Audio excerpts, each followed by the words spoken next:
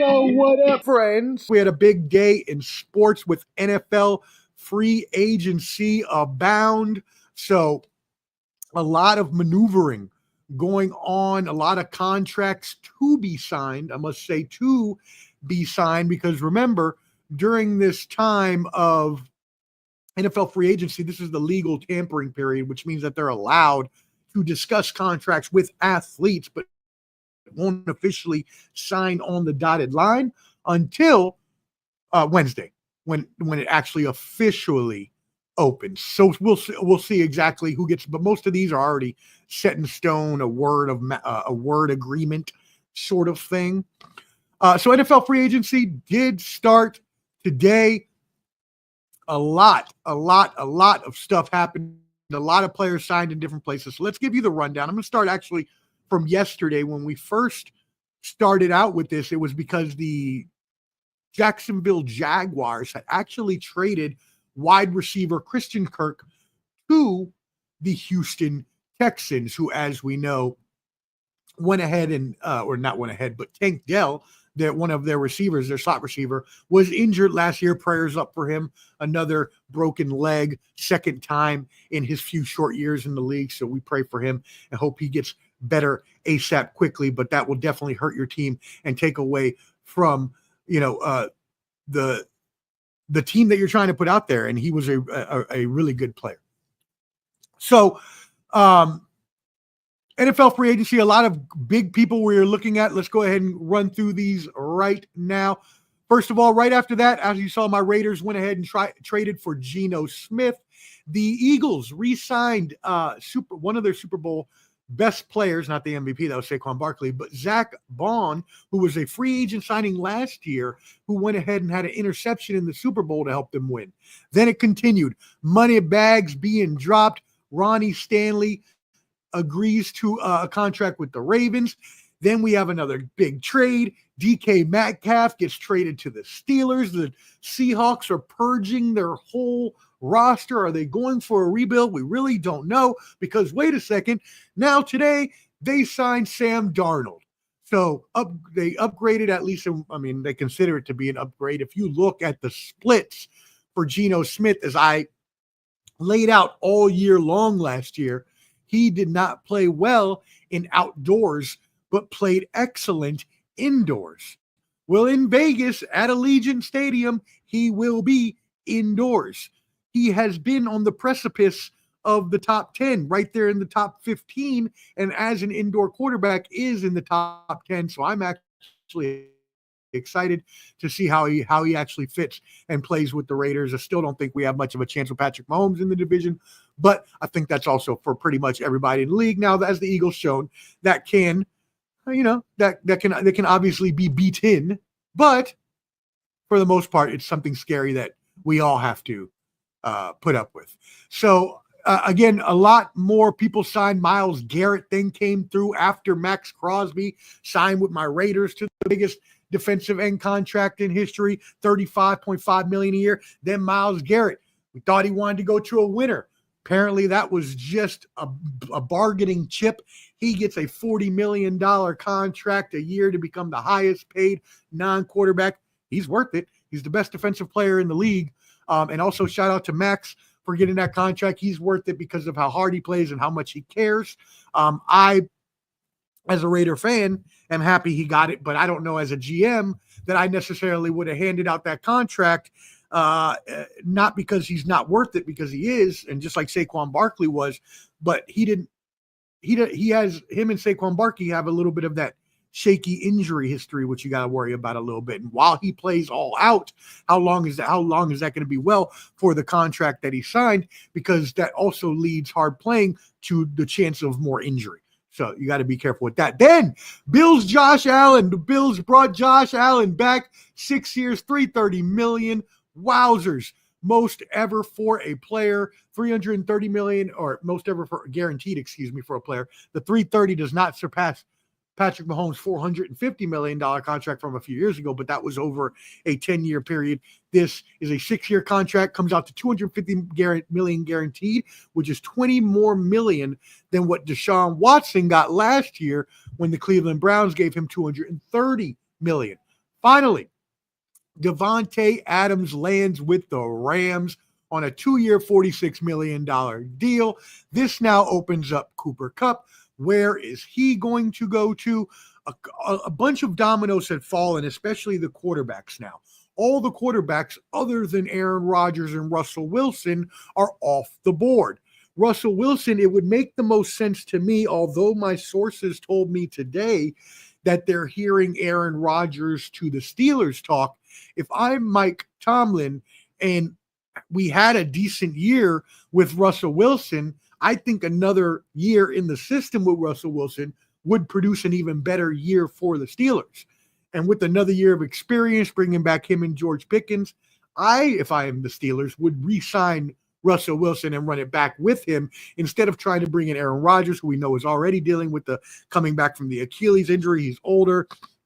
I'm going to have to learn the system, although he should know every system in the NFL by now, but you get what I'm saying. I would actually re-sign Russell Wilson, which would leave Aaron Rodgers at that point to have two options open, either the New York Giants, which are an absolute booty juice dumpster fire of a franchise, and I can say that as a Raiders fan, or, now hear me out, Nashville, the Tennessee Titans. What about Aaron Rodgers to the Titans? Let Will Levis sit a year behind Aaron Rodgers, learn from him. The Titans don't have a bad team. They just need to fill some holes on the offensive, defensive line and in the secondary. But that can be done now in free agency if they were able to get an Aaron Rodgers like quarterback, which would also, he fits really well in this city. Let's just be completely honest with his attitude, with his laid back approach, with the way the city is. I think they would actually embrace him. So I am calling it right now, Aaron Rodgers to the Tennessee Titans, which will allow the Tennessee Titans to not have to draft a quarterback, although they still probably should. But they can try to let Will Levis learn for a year, draft a quarterback later in the draft, and get Abdul Carter, who's the best defensive prospect in the league. Even though, yes, he has a foot injury that we know about that's going to hinder possibly his draft status, I still don't think it should, as he is a generational player. So, y'all, free agency has been hot and heavy. What are we looking forward to? Jamar Chase still needs to be signed. Cowboys' Micah Parsons, the original generation player before Myles Garrett, now before Abdul Carter, came after Lawrence Taylor. I mean, we're going to see those contracts only go up. And hey, Bengals, hey, Jerry Jones, as we've told you many times on this show, Bengals just want to follow in the footsteps of Jerry Jones. Jerry Jones always waiting until the last minute because apparently he has money growing off of his yacht, the trees on his yacht. So if that's the case, then, oh, well, I guess he can wait as long as he wants. But then he's having to restructure Dak and CD's contract a couple days ago. So, it's just a bunch of bluster, just like a lot of people with a lot of money and in powerful positions like to bluster, right? Give you a little bit of hyping your head up, blowing your ego up, even though they ain't doing a damn thing. We know about that. Anyways, let's keep it moving. Allen's $55 million annual average value is tied for second with Trevor Lawrence, Joe Burrow, and Jordan Love. We'll see what happens. Speaking of what the Bengals did, they didn't sign Jamar Chase on time. They didn't sign T. Higgins on time. They didn't sign Trey Hendrickson on time. All of these things cost them about $17 million in cap space per season for no reason whatsoever. Shout out to The Athletic, which provided this. They could have signed Chase for $35 million last offseason, Higgins for $23 million in 2023, and Hendrickson for $25 million in 2023. They chose not to. They chose to wait, and now they are costing themselves a whole lot more money. Moving on. NCAA March Madness is upon us. Yes, one of the best sporting times of the year, and they've already had a bunch of women's conference championship games this past weekend.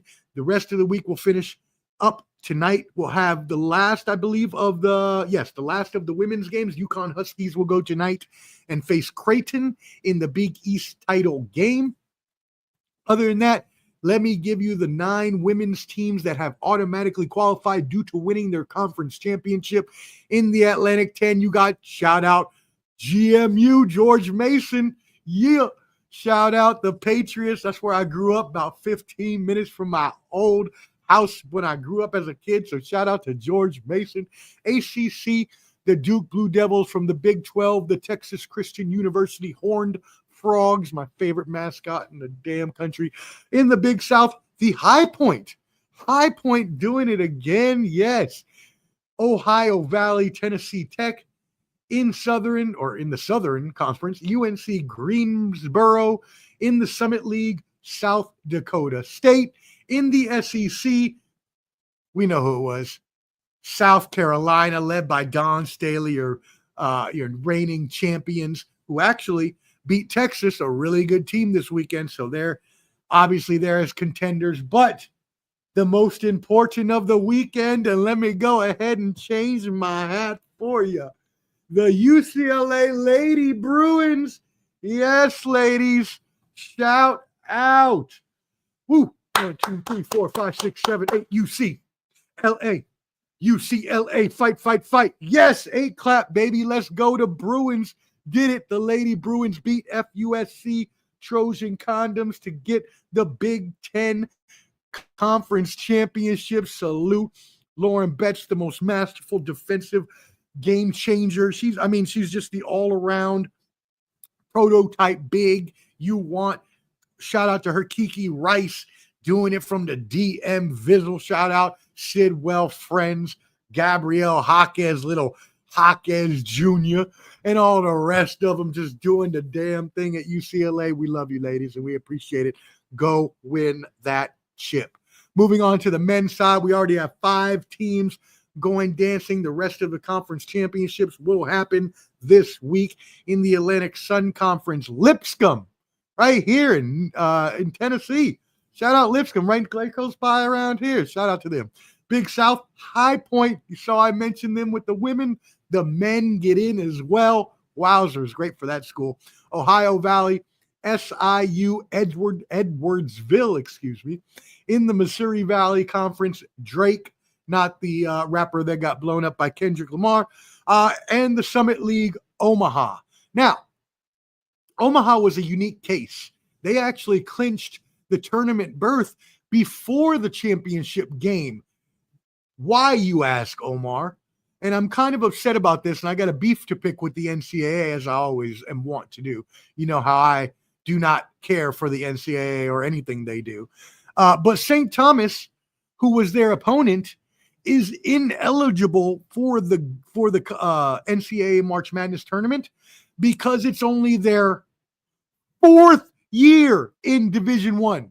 4th. Yeah, I didn't say first year or second year. I get it. Transition period. They have that in other sports. Football, I believe it's down to 2 years now. Fine. You want to make a school have 1 or 2 years before they can qualify for playoffs and conference? Fine. Cool. 5 years? 5 years? That's ridiculous. You're really going to punish a school for 5 years because they wanted to upgrade and get into a bigger division because they got better? They should have more incentives to want to move up. That's piss poor, NCAA, and y'all know how I feel about y'all. Y'all need to fix that. Y'all need to change that rule, bring that down to 2 years at the most. What the hell are y'all thinking? Moving on, Sloan Sports Athletic Conference at MIT, the Massachusetts Institute of Technology, led by Bill Simmons, also a Celtics fan. Shout out my brother Bill. Got to get with you soon and talk some C's ball. Helped revolutionize the sports league. A lot of analytics, a lot of nerds like me, as we call ourselves. They are out there. Nerdapalooza is what they call it. The sports analytics movement has a lot of value in making athletes better, making individuals better, maybe even making teams better in terms of winning. But the issue may have a cost because of the fact that we're seeing ratings decline. We're seeing a lot of people watching less of these leagues over the past year, and that may be because of these things that have been enacted through analytics. What are some examples? The MLB. We know they made a bunch of changes, but one thing that is not talked about as much as the pitching clock or the ghost runners or other things are the analytics on hitters and how they should have a lot more power in their swings as they want to go for a launch angle, trying to hit home runs instead of getting hits or taking walks. And at that point, having more strikeouts in the process. In the NBA, they talked about it. Shooting the three, it's worth one more point than the two.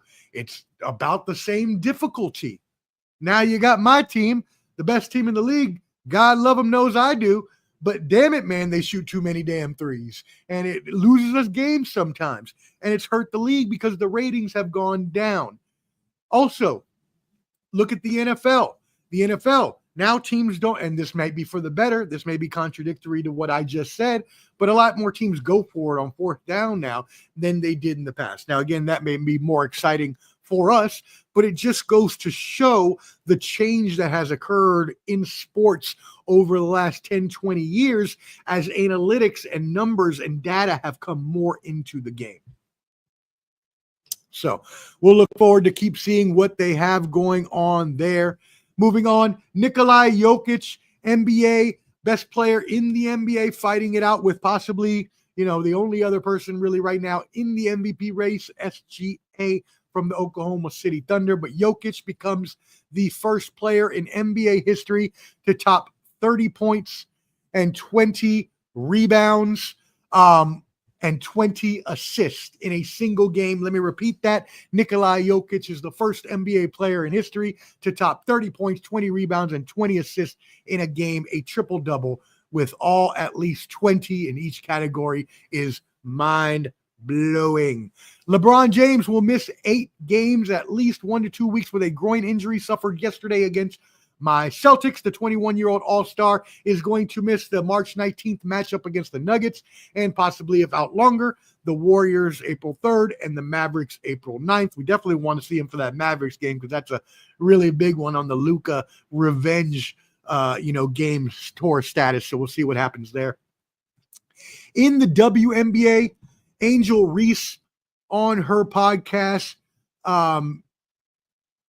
which I believe is Unapologetically Angel is what it's called. Anyways, she had DeJounte Carrington, a Dallas Wings guard and player representative on her podcast, and they said that sitting out is a possibility. So we know that the WNBA already got the new rights deal, $2.2 billion over 11 years for their media rights. We know that since Angel Reese, Caitlin Clark, and others have come into the league, Sabrina Ionescu, others have come into the league, they've brought a lot more eyes and hypes from the college game to the WNBA, and a lot more eyes, a lot more fans, a lot more money are going into the game, deservedly so for all women's sports, to be honest. But the WNBA are now seeking bigger salaries, or they say they might lock out, they might strike. The minimum salary in 2024 was below $65,000 a year. The maximum salary around $250,000. First of all, I have an automatic problem with the maximum salaries. That's ridiculous. If you're limiting your top players to $250,000 a year when all these other people are making as much money as we just talked about in the NFL with all these players making $55 million a year, I realize the WNBA still needs to up their value a little more in terms of a league to be able to demand more. You got to actually have the chip to be able to bargain for it. But $250,000 for their best, come on now. That's sad. And I actually think $65,000 is a little sad. Maybe you should have $100,000 minimum for those ladies that play in that league. So we'll see what happens there. We'll see if they actually strike or not. I'm sure they'll probably come to an agreement because, again, they have been bringing a lot of more eyes. They have been expanding the game more and more as it's gone on. Shout out everybody tuned in. Really appreciate it. Shout out Ben the Young, my pops. Love you. Thank you for tuning in. So here you go. I see on here, shout out Zach Harper.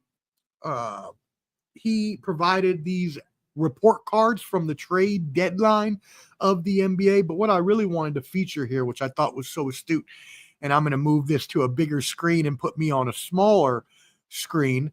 But I wanted to show you that if you look at this right here, let me at least get myself in the picture. If you look at this right here, y'all know on this program, I always talk about offensive and defensive efficiency ratings and how in the NBA, if you are top 10 in any of those, you are most likely a great championship contender. And as I talked about last week, I went into these numbers and I thought about it after, and I was like, I should probably get a graphic to show. So again, Shout out Zach Harper. Really appreciate that there at the Athletic. But anyways, they show you that here Cleveland and Boston in the East are both top 10 offensive and defensive efficiency rating. And then when you look at the West, you have OKC, and as well, you also have no one else. Wow. What's going on there, you ask? I've talked about how good the West is. Well, that's also the issue. The West is so good it dilutes itself because they beat up on each other so much that OKC is the only team with a top 10 defensive and offensive efficiency rating, and even better, top 5 in both, which makes them an ultimate championship contender. Right now, I have Boston versus OKC in my championship finals, but my NBA championship, but I would like to see us play Denver. I think it'll be a better series, but I wouldn't mind seeing OKC either. Subscribe on YouTube at Ball and Buds